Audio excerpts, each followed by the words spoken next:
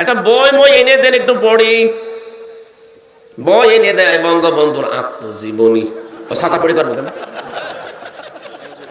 যাই কয়দিন বই চাই, বই এনে দেয় বঙ্গবন্ধুর ছেলেবেলা, বঙ্গবন্ধুর চীন সফর।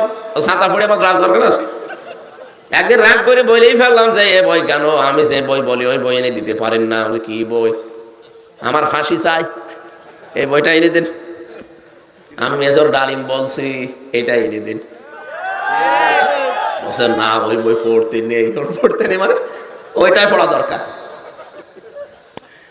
ওখানে ভেতরে তো টাকা চলে না, চলে সিগারেট। সিগারেটের প্যাকেট দিলে বিভিন্ন জিনিস পাওয়া যায়। এক হিন্দু কারারক্ষী, ওর তো আর ইমান বিমান নেই। ওর নাম ছিল সুব্রত বালা। এরপরে আরো কয়েকটা হিন্দু আমার দায়িত্বে ছিল, দেবদুলাল, অসিত কুমার, আরো নাম আমার মনে। 3 বছর একাধারে খালি হিন্দুই পেতাম, তো এই কারণে মনে আছে নামগুলো।